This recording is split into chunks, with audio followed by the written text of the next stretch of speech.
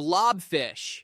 Half face, half existential crisis, and 100% misunderstood. This isn't the ugliest animal on Earth. That's the trap. You've already been lied to by a photograph. The blobfish you know, that drooping, sulking, gelatinous nightmare, only looks that way because you dragged it from 900 meters underwater where pressure crushes everything, including dignity. In its natural habitat, it looks almost normal. Almost. The real horror isn't the face. It's what the face represents. An animal so perfectly built for a world that would kill you in seconds that the moment it enters yours, it falls apart completely. Respect the pressure, or become the joke. But if the blobfish loses everything leaving its world, the next creature thrives by being unwelcome in everyone else's.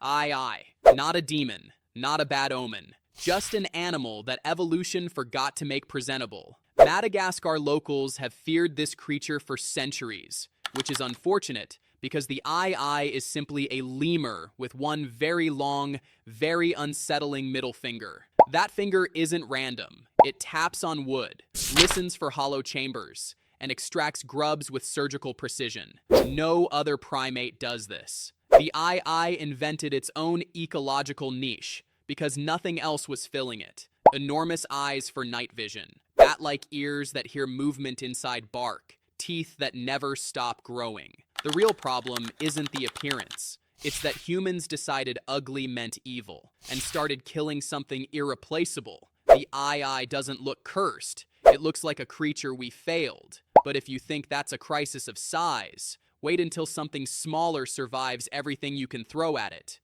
Tardigrade. 8 legs, half a millimeter long, completely indestructible. This isn't an animal. It's a biological argument against the concept of extinction. Tardigrades, also called water bears, have survived all 5 mass extinctions. They've been frozen, boiled, irradiated, and launched into open space without a suit. They respond to near death by shutting every system down, replacing their water with a protective sugar, and simply waiting, for decades if necessary.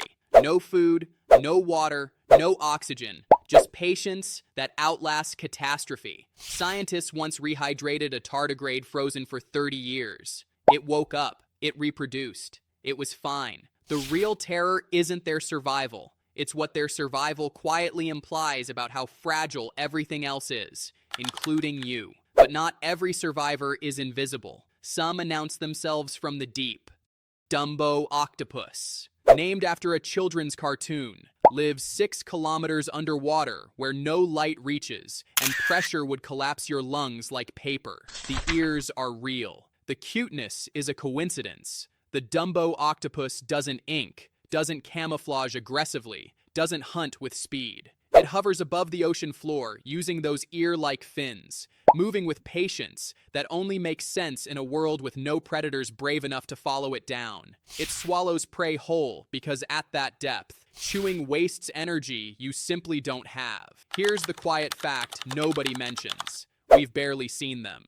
Most of what we know comes from rare footage, lucky submersible passes, and dead specimens dragged up by accident. The Dumbo octopus isn't strange. It's a reminder that most of the ocean is still a blank space on every map we've ever drawn. But some creatures don't hide. They just look so wrong that you wish they had. Saiga antelope.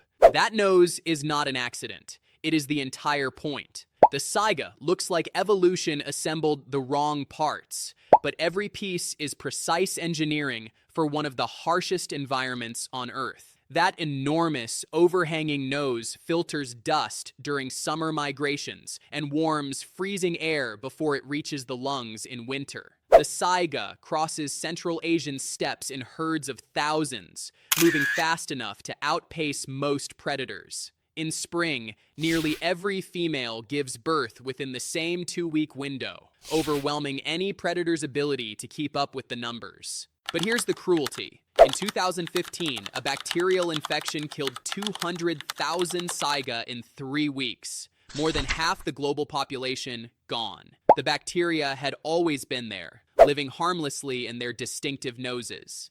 climate change shifted the conditions just enough to turn it lethal. The real predator wasn't a wolf or a poacher. It was a single degree of temperature change. And unlike the Saiga, the next creature refuses to stop coming back.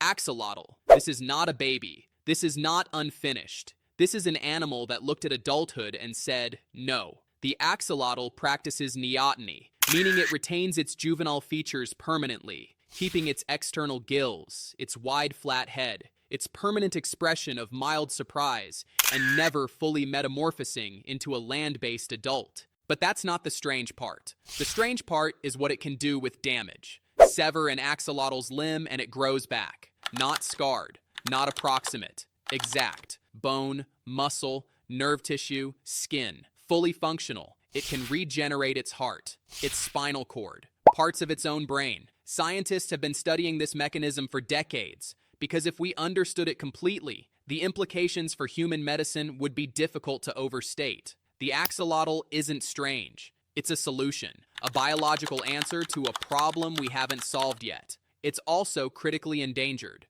which means we may lose the answer before we understand the question. And while the axolotl rebuilds quietly, the next creature is out here breaking physics with its fists. Mantis shrimp. 16 types of color receptors. Humans have 3. But here's the twist nobody tells you.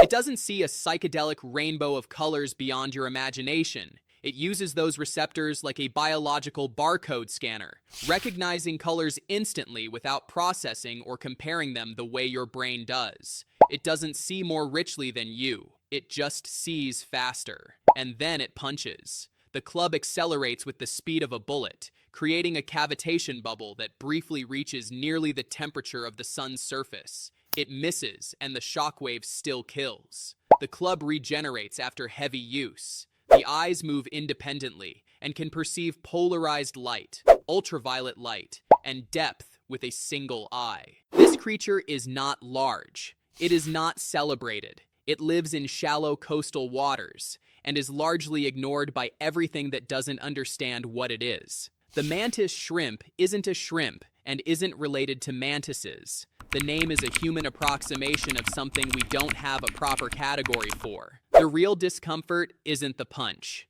It's realizing that this animal processes a version of reality so far beyond yours that you're not even operating on the same speed. And then there's one that makes you question whether the world was designed with any dignity at all.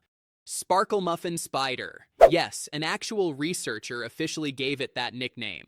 Madeline Gerard, who discovered it. Its actual scientific name is Maratus jactatus, which has considerably less charm. And before you dismiss it, the Sparklemuffin, a peacock spider from Australia, performs one of the most elaborate courtship displays of any animal on Earth. The male raises a brilliantly colored abdominal flap, fans it like a tiny iridescent cape, and dances with a precision that choreographers would respect. The performance is for an audience of one, a female who is also larger than him, and who will eat him if the performance is unconvincing. He knows this. He dances anyway. The real strangeness isn't the colors or the name. It's that a creature smaller than a fingernail contains enough ambition, enough specificity, enough pure commitment to risk everything on a performance. Not because survival guarantees an audience, but because some things are only worth doing completely. In a world full of animals built for pressure, darkness, and endurance,